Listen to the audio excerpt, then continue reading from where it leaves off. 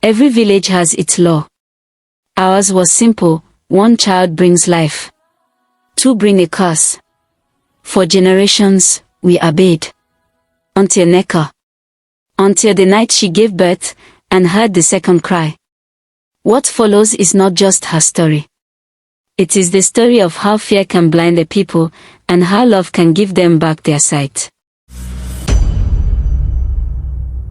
The village of Umuanma lived under the shadow of a single, brutal law. Twins were an abomination, a curse of duality that confused the ancestors and attracted evil spirits. When a woman bore 2, they were taken to the forest of whispers before the second sunset, and never seen again.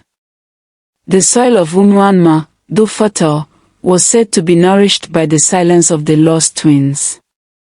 Nneka, whose name meant "Mother is Supreme," was a potter. Her hands could coax graceful curves and stunning patterns from the stubborn red earth.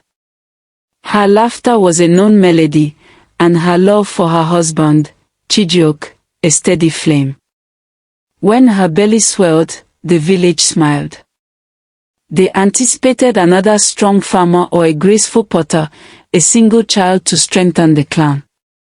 The birth pangs came on a night thick with the scent of impending rain. The midwife, Mama Obi, walked by the light of palm oil lamps. The first cry pierced the dark. A robust, healthy boy. The village elders waiting outside nodded in satisfaction. But Nneka's labor did not cease. Her body clenched again, and before Mama Obi's eyes could widen in horror, a second cry, softer but just as alive, joined the first. A girl. The silence in the hut was heavier than any stone. Mama Obi's hands trembled. She looked from the 2 perfect infants, nestled against Nneka's exhausted body, to the grim face of the village chief, now standing at the doorway. Nneka's eyes, clouded with pain, cleared into pure terror as she followed the midwife's gaze. She instinctively wrapped her arms around both babies. "No," she breathed, the word barely a whisper. "The law is the law, Nneka," the chief said, his voice not unkind, but immovable as ironwood. "They go at dusk tomorrow. Prepare them, and yourself." Chijioke, who had been praying at the family shrine, entered. His joy at seeing his firstborn son died on his lips as he saw the second child. His face, usually warm like the sun, crumpled into an agony of conflict. He loved his wife, but he feared the ancestors, the curse, the exile that befell families who disobeyed. The news spread through Umuanma like a poison. Neighbors who had brought gifts the previous day now averted their eyes.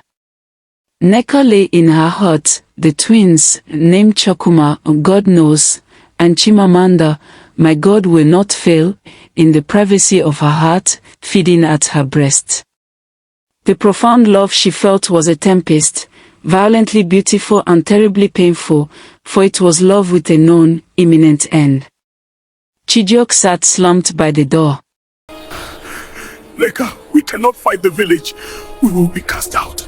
We will have nothing." "We have them," she hissed, tears cutting paths through the woolly patterns on her cheeks.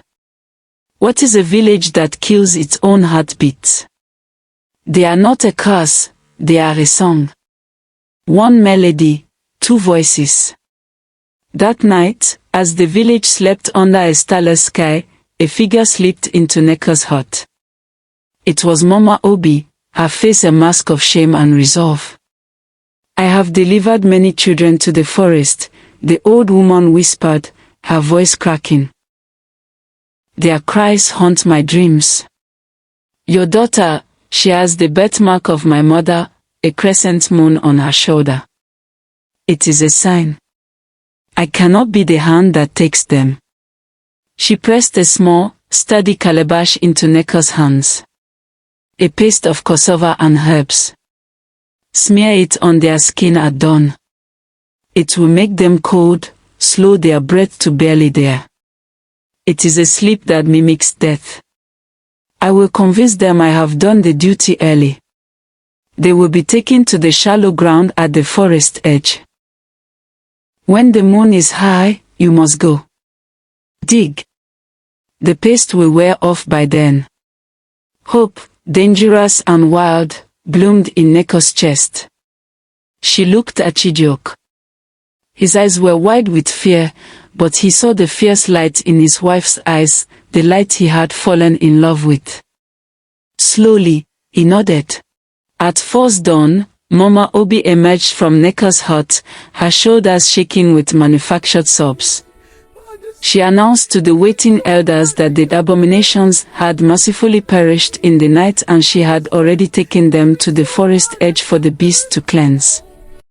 The village sighed, a collective release of tension. Life returned to normal, but not for Nneka and Chijioke. The day was the longest of their lives. Every laugh from the marketplace, every pound of yam, was a knife twisting in Nneka's soul. She moved like a wraith, her arms aching with emptiness. When true darkness fell, they fled. With a small digging stick and hearts pounding louder than the village drums, they crept to the forest edge.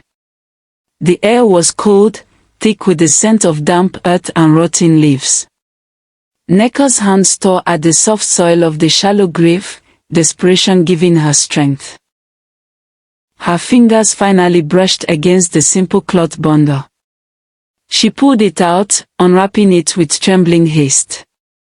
There they were, her babies, still smeared with the pale paste, cold and still. Nneka clutched them to her chest, rocking, waiting for a sign of life. Seconds felt like centuries. Then, a tiny foot kicked. A weak, muffled cry came from Chokuma. Chimamanda's chest gave a shallow, then deeper, rise. They lived.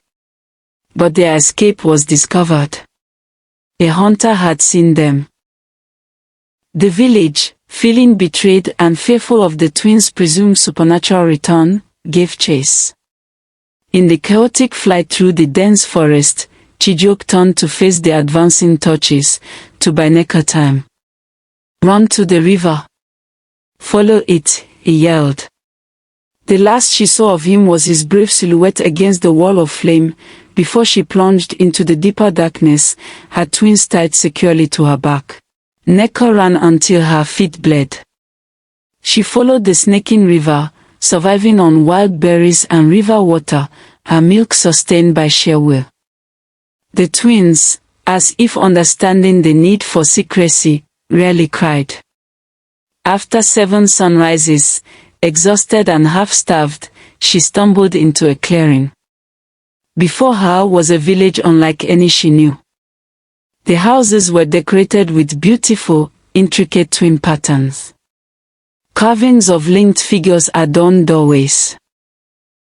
And walking toward her, with a mixture of curiosity and concern, were women carrying 2 children on their backs, men playing with 2 toddlers at their feet. This was Ibubeji, the village of twins. They took her in, not with pity, but with understanding. Here, twins were sacred, seen as vessels of double fortune and profound spirit. The village elder, a graceful woman with eyes that held centuries of wisdom, listened to Nneka's story. Your village confuses balance for conflict, she said. 2 eyes to see one truth. 2 ears to hear one song. 2 hands to shape one pot. Duality is not a curse, it is the essence of life itself. Nneka and her children found a home. She taught the women her unique pottery patterns, and in return, they taught her the songs sung to twin children. Chokuma grew strong and curious, with a laugh that echoed. Chimamanda was thoughtful and gentle, with eyes that seemed to see the wind. They thrived, loved by the whole village. Years passed.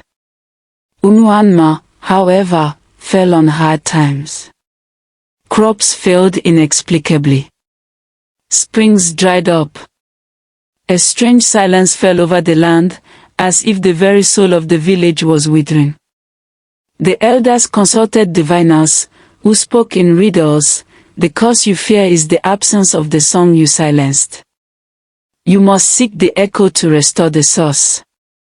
A desperate party was sent out, led by an aged and sorrowful Chijioke, who had lived a half-life since that fateful night. Guided by rumors of a twin sanctuary, they found Ibubeji. The arrival of the Umuanma warriors caused alarm, until Nneka, now a respected elder herself, stepped forward. Time froze as she and Chijioke locked eyes. His gaze then fell upon the two stunning young adults beside her, a young man with his own strong jaw and a young woman with Nneka's piercing eyes. He fell to his knees, not in fear, but in overwhelming grief and shame.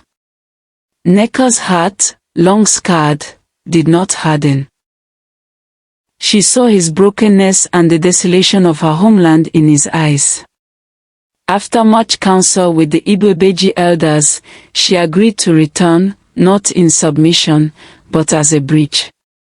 The return to Umuanma was a spectacle. Nneka walked tall, flanked by her magnificent twins.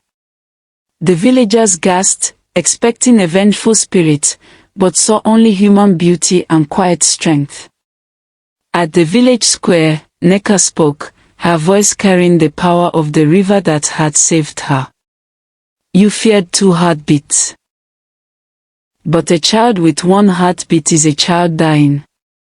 You tried to bury a song, but you only buried your own joy. Look at what you called a curse. Chukwuma, with his father's hands, took a farmer's hoe and struck the parched earth. Where he walked, the soil seemed to darken with moisture.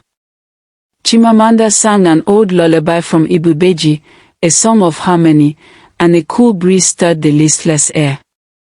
The village understood. The curse was not the twins, but the killing of their own potential for double blessing. The old law was shattered that day. Chijioke and Nneka rebuilt their love, older and wiser, watered by tears of regret and forgiveness.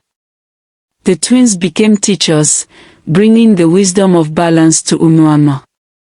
And years later, when the next twins were born in the village, there was no fear. Instead, the entire village erupted in a festival of song and dance.